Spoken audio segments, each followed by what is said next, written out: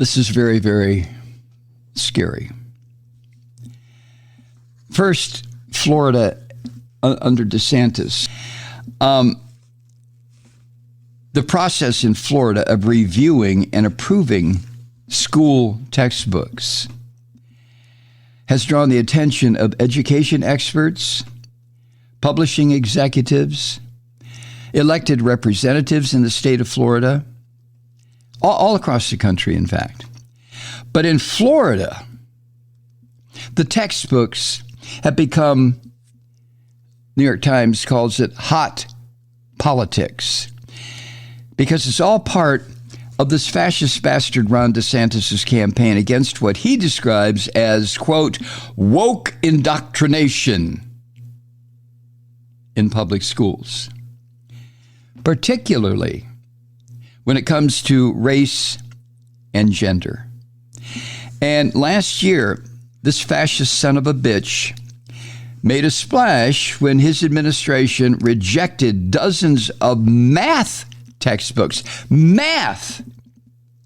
And the reason they were rejected is because these Christian fascists in Florida, who all suck up to Ron DeSantis, describe the math textbooks as containing, quote, prohibited topics, end quote. Math textbooks. And now the state of Florida is reviewing textbooks and curricula in what is perhaps the most serious attempt to destroy public education in Florida. The target is social studies. OMFG.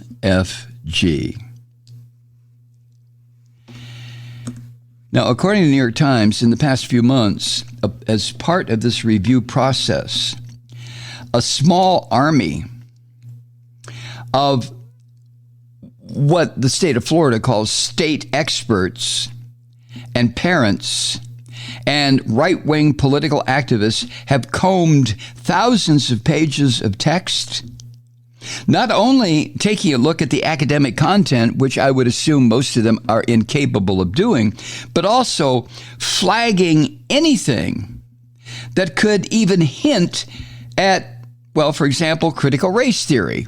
These are not educators. These are Christian fascists.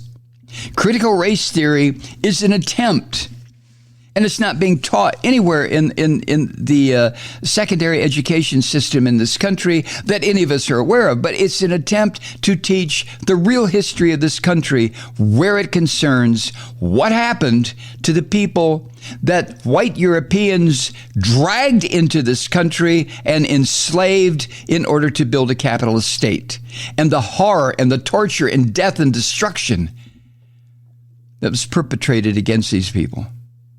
Oh, no, we're not going to teach them about that shit. Oh, no. A group of Christian fascists whose members volunteered to review these textbooks objected to a bunch of them, accusing the publishers of the books of, quote, promoting their bias, end quote. At least 2 school book publishers declined to participate at all. You know, like, no, we're not going to go through this. And in a sign of how explosive the political landscape has become in Florida, one publisher created multiple versions of its social studies material.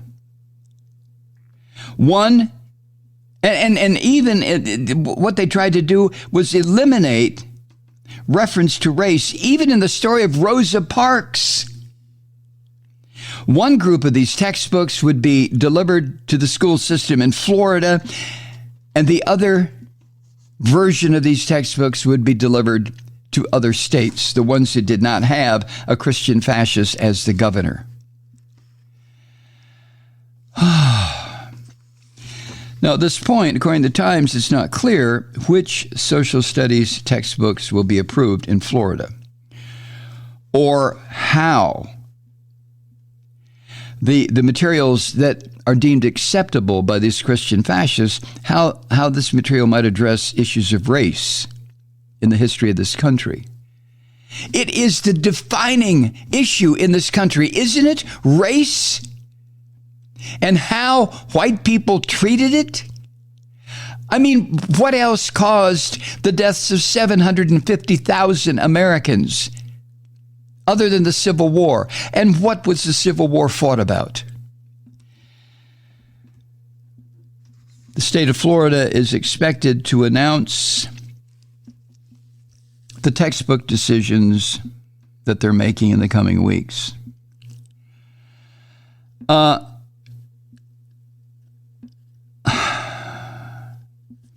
Now, this is interesting. The Florida Department of Education, which is the organization that mandates the teaching of black history, it's American history, goddammit, but never mind, which mandates the teaching of black history, the Department of Education there emphasized that the requirements were recently expanded, including to ensure students understood, quote, the ramifications of prejudice, racism, and stereotyping on individual freedoms, end quote. That sounds good. That's the way it should be done. But Ron DeSantis,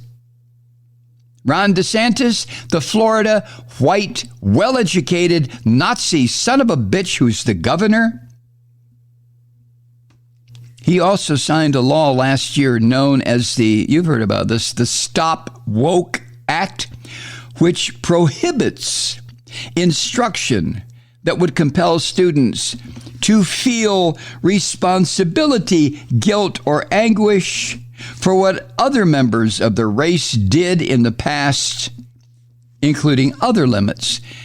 How do you determine whether someone who is studying history is going to feel responsibility, guilt, or anguish? Tell me a part of history of the United States that, if read properly by European Americans, would not evoke responsibility or possibly guilt or possibly anguish. Let's leave guilt out. No, you and I, my white brother and sister, did not own any slaves.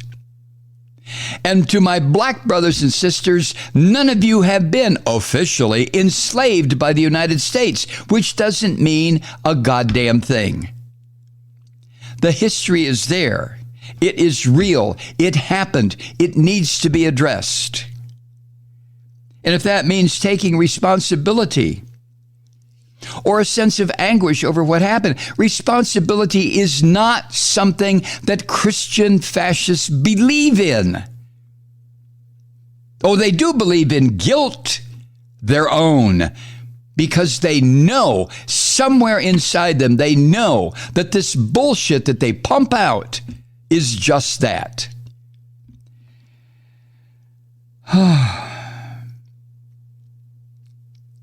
Damn it. Damn it. This country on the state level, which eventually works its way before the Supreme Court, this move toward true Christian fascism no matter what happens, it's just continuing and spreading. And it is a horrible, horrible thing to realize is happening. But to take away the possibility of our young people getting a valid education starting at the lowest level, to me, is one of the worst crimes that could be committed. But it's happening. God damn it, it's happening. Hi, Truth Seekers. Mike Malloy here. You know, the Progressive Voices Network brings you commercial-free commentary from today's leading progressive radio hosts and pundits, like me, Mike Malloy, 24 hours a day. I'm not your typical old guy from the 80s or the 90s talk radio host, and Progressive Voices is not your typical talk radio network. It's a listener-supported nonprofit with no corporate control whatsoever over our broadcast. So hosts like me, Mike Malloy, are free to rant and scream and carry on about whatever we like. We're often controversial, but we're never boring. Weeknights, 9 p.m. in the East, 6 p.m. in the West on the Progressive Voices Network. Always progressive, always on. I'm Mike Malloy. Keep it lit.